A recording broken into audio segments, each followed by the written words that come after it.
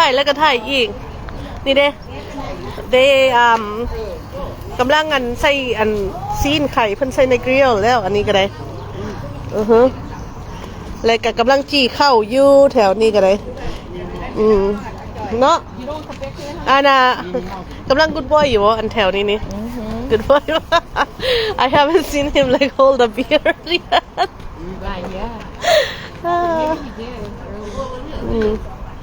เบิ่งกันทางนี้ก็มีปาตังโก้เด้อมาได้อันนั้นนะอันนี้ก็ได้ปาตังโก้คนนี้ใช่ตีนี่เด้ขักบ่มาเอาเด้อมันตัวนี้มัดเลยพระธาตุตัวนี้นี่อย่ายังซองอันนั้นเริ่มซองเทรย์มัดเลยมัดไปเพิ่นวะอากาศดีแล้ววันนี้ฮันน้ำหมอกก็เศร้าแล้วเป็นยังไงไม่ได้ไปร้องเพลงบ่มึงมันยังหนาวอยู่กันยังหนาวอยู่ม่วนบ่ไปเที่ยวม่วนอย่ามึงไม่ค่อยจันตุ้ยขึ้นอีกแล้วนี่ไปกินได้เนาะไปกินโอ้ my god อาหารไม่ได้อาหารแซ่บเอาไปแล้วท่องกันนะเป้าไปกินตลอดโอ้ยเขาเจ้ากินตำมั่วตำเมียก็ไม่กินทุกอย่างอย่ามื้อน่ะอันต้องได้เฮ็ดอันตำมั่วใส่ซีฟู้ดหั่นกับอันปลาแซลมอนหั่นยังยากยังกินยังบ่อิ่มไม่ได้ยังเฮ็ดกินมื้อนั้นอันน่ะออเดอร์เขาเจ้าว่าเขาบ่มีปลาเราบ่ได้สั่งเลยเดี๋ยวอัน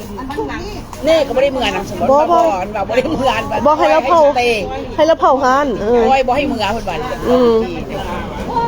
อย่าบ่ให้อยู่เพิ่นว่านี่เปลี่ยนกันไปมันจังอันนั้นแล้วยังสิไปอินเดียยังสิไปแน่มันสิแลนเถื่อเด้สิไปมันสิไปกับแน่ครับหลายคนจักน้อยอยู่งานมันสิไป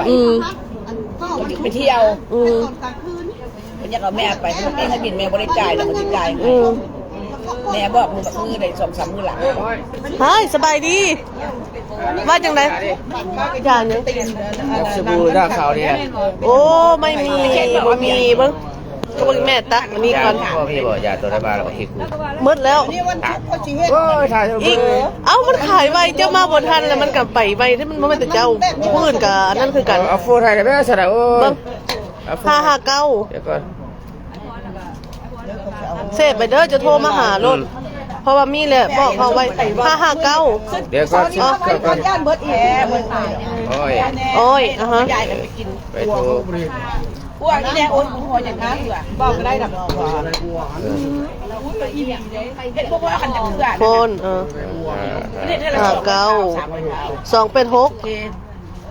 7514 75ประมาณ76เด้อัน286 7514เด็ดก่อนเพราะวันมันลังต้นก็เอาเดิมบ่ได้แม่ละถึงแหละโอเคโทรมาแล้วเด้ออีก2อาทิตย์เด้อประมาณเท่านั้นแหละบ่ยาหมดแล้วฮู้จักดอกเจ้าดอกเว้ยไปเท้าจะถามนับตัวน้ำตานักอ้อยน้ำตาจะฮู้ให้ลูกที่จะฮู้ให้ลูกให้พ่อเสียโอเคเสร็จไปเด้อเสร็จแล้วบ่อยากเว้าค่อยก็ฮู้แล้วเลยบ่อยากเว้านี่ก็แซ่บแค่คือกันบ่อยากเว้านี่ผัดต้มเพิ่นอย่าอะไรไปแต่พาแต่ลุงยังก็ลุงพาไปกินหอยบ้านเจ้าพอดีต้องคอยมาแต่มิสตาเด้มาพิงแดดน้ำกันมื้อนี้พวกเจ้าค่อยบ้างกันนั่นคือว่าซุ่มแซวกันอยู่เจ้าฮู้บ่กินอาหารดูหยังก็กินตลอดพ่อบ่ได้ดิพ่อบ่มีแต่ผู้มักเฮ็ดกินมาแถวนั้นก็ได้เจ้าก็เฮ็ดกินได้เนาะเจ้าก็ได้เจ้าก็คุกได้เนาะอย่าโทษนี่หยังก็แม่นบ่โอ้เป็นอะไรเนี่ยก็มันเป็นหยังสมศีลกันเอาเมียเพิ่นเมียได้กินข้าวบ่ล่ะนั้นขั้นห่มเลยบ่นี่มันกันมันบ่หนาวบ่มันบ่ร้อนบ่เพราะยันเจ้าดำแม่จะให้งามเฮายันเจ้าดำบินเมื่อกันเด้อใจบ่ได้ซื้อหยังซอยมันกินบ่เป็นหยังอันเบียร์บ่ได้เอาวะหั่นบ่เอาแล้วก็บ่กินไปก่อนโอเคโชคดีเด้อมันไปซ่าไปตลาดมาแบ่งเอาใหญ่ไว้บายชั่วโมงจะเคลื่อนไปอันนั้นบ่ตาสิ2-3 โมงว่ะไผพวกเจ้าขายดิ อันนี้หันมีหลายไทยบ้านเดี๋ยวนี้หันไทยบ้านบ้านจะมันเกิน อันพ่อนี่ไทยบ้านอย่างก็ แขกหินบุญเลยนี่ ถ้าแขกนี่อันนี้เด้ผู้นี้เด้ผู้เป็นตาเด้ นี่จะเป็นไทยแท้ ให้ตาแตก นี่เด้อันนี้มันลาวยูไนเต็ดอันนี้ อันนี้บ่อันนี้ไทยบ้านเกิน มันเกิน อันนี้แหละสาวมันเกิน ชาวบ้าน ชาว เกิ ชี น พูดตะบองเนาะ มีมดอยู่แถว แด นี้ งเลี้ยงจันทร์ มีมด โดนเราวันนี้เป็นวงมาซนสร้างกันอีกบนนี้ นี่ชนน้ำกันดีๆ อ้าวมากินสีนี่บ่ดี เอายัง มากินสีนี่บ่ดีเอาเบิดไปสร้างแล้ว อันมีฮอตแขกคนได้ดีมีคนแขกคือกัน ไม่เห็นผู้ใดว่าเพลงนี้ พ่อใส่ผัวฮะป้าล่ะอยู่ไทยบ้านอย่างอยู่หัน Where you from in Laos I'm from Laos. Laos where are you from Well, actually, I'm from America. โอ้ยพูดแล้วอเมริกันจะฝรั่งโอ้ยฝรั่งแล้วแล้วเป็นฝรั่งแล้วอันฝรั่งนี่เด้อันนั้นสาวปะตังโกหันไทยบ้านจะอยู่ใส่เนาะสาวบ้านอย่างเนาะ บ้านนาขุม โอ้โหนี่งามเนาะมึงไหมงามbeautiful ไปถ้าข้างงอนบ้านเพิ่น แม่นบ่อย่าให้เพันหูมีมัดซูมบ้านเดี๋ยวนี่มึงไปหาเอาลำก่อนเขาไม่ได้ถามจักเทื่อได้อัน จังไหนขายอีหยัง เจ้าไทยบ้านไหนอยู่เมืองลาวนี่ ไฟนี่บ่ โดย ก็แต่บักเอาก็ตรงบักเราขี่ซองเมก แม่นบ่นี่เด้อมีแต่ผู้งามๆเบิ่งเอาผู้สาวนี่ก็เด้อ บักก็ต้องด่า เดาเลย โดยเอาลำเจ้าในไทยบ้านไหนอยู่เมืองลาวนี่สัมภาษณ์ได้นี่ คอยไทยบ้านราคา12 สั่งความหาพันเด้อเซฮายราคา12 สบายดีราคา12 ชื่ออะไรจ๊ะฮัลโหลเบิ่งมาถามพี่ก่อนสัมภาษณ์พี่ก่อนสัมภาษณ์อนางแม่ค้าลูกค้าก่อนเบิ่งเพิ่นกำลังบีซีแม่ดอกคุณนี่เด้อันนี้แม่ดอกคุณไทยบ้านอย่างก็อยู่เมืองลาวนี่ เมืองลาวเป็นบ้านพ่อ นี่ผู้สาวบ้านหอมนี่อันนี้อเมริกันตัวนี้นี่อยู่บ้านเขาอยู่บ้านสิไข่บ่เบิ่งเอาเด้อ สาวสิไทย มีมัดผู้สาวอยู่แถวนี้บ้าน ผู้สาว อันนี้บ้านอย่างเด้อ ปี เช้างานนั้นมาเตะมาเศษได้นี่ เลข0 ว่าบ้านอยู่เมืองลาวนะบ้านไหน โอ้บ้านนั่นสีหอมรักนึงสีหอม อ๋อโอเค คนในเมืองได้นี่ แม่นบ่คนในเมืองบ่เจ้าเด้ ใกล้กัน ปักเซสอบปักเซได้นี่ ปากเต้อันนั้นอันแถวเดินย่นเรือในเมืองมาเลย เบิ่งเอาเด้อพี่น้องเด้อมีมัดผู้สาวอยู่แถวนี้นี่ทุกบ้านเล เดิ ย นย่นปากเต้ จะได้แข่งนางงามแบบอันบ้านได้งาม งามก็สั้นลำแก งามมันนะ บ้านข่อยสิบงามจะได้มีคนคนหนึ่งเชื่อเจ้านางงาม แม่สมอง น่ะเจ้านางงามนี่ลูกเราอยู่เมล็ดกระโต้นี่หลายเชื่อใจไล่รองพวกข่อยเบิดเลย แม่นปะ ข่อยบ่ได้สืบ อ้อยออกทุกวัน ไลฟ์เพราะว่าเขาจะสนใจบะมี่อันนั้นเหรอนะ แถมนึงเด้อแถมนี่นะ ลูกเจ้านางงามหันอยู่เมล็ดกระโต้นั่นยังสืบหากันบ่ได้ เจ้าหาซอกแล้วบ่ อันตะกี้เราเคยพวกข่อยได้ทิเก็ตป่าแล้วไปแปลภาษาผัวข่อยว่าเมียข่อยคนบ้านหอมแล้วก็ตามสืบกันยังก็โอ้ว่าลูกน่ะสาวนางงามอยู่เมล็ดกระโต้ ยังไม่ได้เจอกันว่าเคยเจอกันแล้ว เจ้ากว่าปีเลย โอเคแม่นไผ่ผู้สาวนางงามเด้อแม่ดอก แม่ คูแล้ว เรา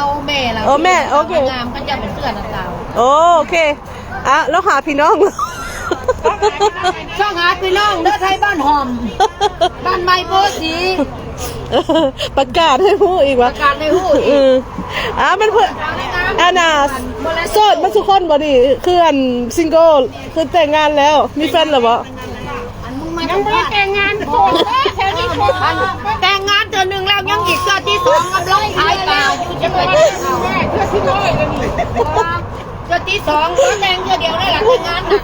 ไปก็นายมิตรบอยเฟน boyfriend หลังจากนั้น ไปที่อ้อมบ้านได้แล้ว เจ้าเด่นนะสาวเจ้าบ้านไหนอยู่เมืองลาวหัน นางอยู่ทางใต้มันได้สกายลอนโคอยู่ลอนโค โอ้เบิ่งเอาเด้อแล้วสาวปักเซ่คือกันวะ ปักเซ่สกายลอนโคสกายลอน โอ้พวกเจ้าไทยบ้านเดียวกันอยู่ใกล้ๆกันวะ ที่บ้านเดียวกันพี่น้องกัน อ๋อพี่น้องกันโอ้นี่เด้อมาหาไม่ไปหาซอกกันมาหาที่นี่แหละจังพ่องามคือกันเนาะเบ่ได้นี่สกายลอนโค เด้ออันนี้ 10 ดอนสกายลอนโค หลายเป็นจังไดสบายดี นั่นทันได้เยอะชื่ออันที่ไม่ชื่อย่า มีมัดนอกอยู่พี่กันเลยอันไม่ซ้ำเจ้าหันงามกันหมู่เจ้าไทยบ้านไหนอยู่เมืองลาวนี่ โอ้ไทยบ้านเมืองงุ่น นี่เด้อเจ้าเด้อป้าบ้านไหนอยู่เมืองลาวหันสาวยังเจ้าหัน เอาบุกปลา แม่นี่เด้ แม่นี่สาวเมืองเก่า โอ้ บ้านเมืองเก่า ว้าที่โทรคันสิว่ามาเลาะแถวนี้มีแต่ผู้สาว สาวแข่งยาวแข่งจับประสาทคนท้องแข่งจับประสาท อย่าทุกอันนั้นเลย เมืองศรีสัตนาแข่งย่ากระเบนจะบ่าว อยู่เจ้าเดนสาวเจ้าวันไทยบ้านอย่างสบายดี ปักเซ่ ปักเซโอ้ แซ่ระบัง อันนี้หันมาเฟสโนหันมาเจอสาวทุกอันนั้นเลย แซ่ระบัง มีแต่สาวสาวรุ่นอันนะรุ่นใหญ่ เมืองเต็มใหม่จะบุกจะบ้า มีแต่ผู้สาว ซ้ายนี่เขาว่าเจ้าหลงเขามาเด้ออันนี้เมืองใหม่เรื่องเจ้าสิออกบ่ได้เด้ เขาเหงากับมาแถวนี้แหล้วมีแต่ผู้สาว เงากับมาหานนี่ล่ะสาวแถวนี้บ่ขึ้น คือใกล้สิมัดแล้วนะของอันนั้นเบิ้งจังมอง วันนั้นขึ้นไม่แค่ว่าในปงก็มี แม่นสมอโอเคลืมสัมภาษณ์ตัวนี้เจ้าเด้อันผู้ไข่ปูไข่ปลานี้เจ้าไทยบ้านอย่างก็อยู่เมืองลาวเมืองเพียนอันนี้หาปูหาปลาเก่งอันนี้นี่มาซื้อสร้อยเนี่ยเด้อสาวบ้านนั้นนี่สัญญาบุรีนี่ หอยเนี่ยขายตรงไหน นี่เด้พระเสียวหอยน้ำเลยยาย จะขายยังไง มาม่วนน้ำกัน